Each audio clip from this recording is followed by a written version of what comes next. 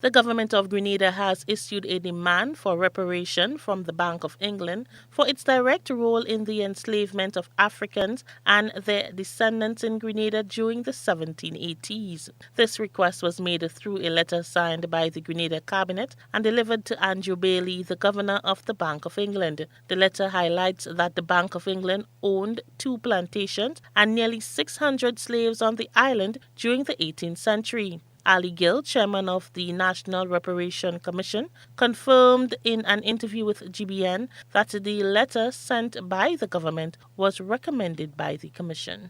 Grenada's independent attempts to procure reparations for years of slavery and colonization has sparked wide debate among stakeholders within the Caribbean region. According to numerous reports, the Grenadian government reached out to the Bank of England demanding reparations for the entity's role in the horrific slave trade, as past possession of 2 plantations and over 600 slaves on the island.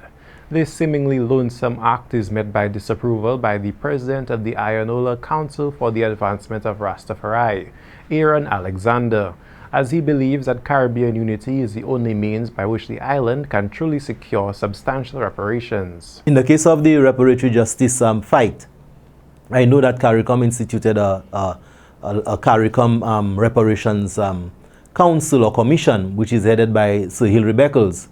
And for now, to where Grenada is going and send a letter to the Bank of England requesting or demanding reparations, you know, I now have to wonder, well, what is really going on? Because it's supposed to be a collective move, a move that's supposed to be done in unity of all the CARICOM countries and even including the African countries. So I hope it's not a situation of divide and rule where Grenada is going to go on their own, St. Lucia will go on their own, and then through that mechanism of now seeing the Caribbean coming divided, the former colonial powers can really rule them in whatever way they can and give that one $2 and give that one $1.50, you know, so and really bribe leaders and give them what they want. Alexander calls on St. Lucia's chairman for the National Reparations Committee to reach out to the relevant Grenadian authorities on the matter in order to reformulate. I know here in St. Lucia we have a chairman of our National Reparations Committee, which is Honorable or rather Brother Earl Busquet, and so I really hoping probably he can opine on that issue and speak to his counterpart in Grenada, because all of the islands have a National Reparations Committee headed by someone. In St. Lucia, Earl Busquet heads ours. So I don't know if there's any communication and what is really happening, but it is troubling, it is disturbing, it is disturbing, and it is very concerning to see that Grenada seem to be going at this alone at this point. Icar's president highlights the history of reparation efforts within the region, placing the Rastafarian and African community at the forefront of the initiative. The Rastafari community have been the ones who've been very vocal on that issue. It's only of recent times the Caribbean leaders and even the African leaders have really come on board and see the need to demand reparations. And there's a lot of history where countries who have been wronged by others have paid reparations to them. I mean, the Mau Maus from Africa got reparations from England. You had the Jews getting reparations from Germany.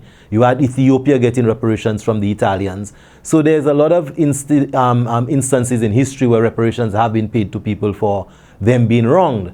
So the call for reparations is a noble cause. It is a call for justice. It is a cause for acknowledgement of a people that have been wronged for over 400 years. So it is a just call, and to use the words of His Imperial Majesty Haile Selassie, where he stated that in an era where you have truth, justice, and a right cause, David will still beat Goliath. While the pursuit of slave trade atonement is a noble cause, Icar's president hopes that the individual act will not set a precedent for Caribbean islands to act on their own, as collectiveness and unity are the greatest means by which reparations can be acquired from all parties responsible for the slave trade. For Choice News Now, this is Obi Offor reporting.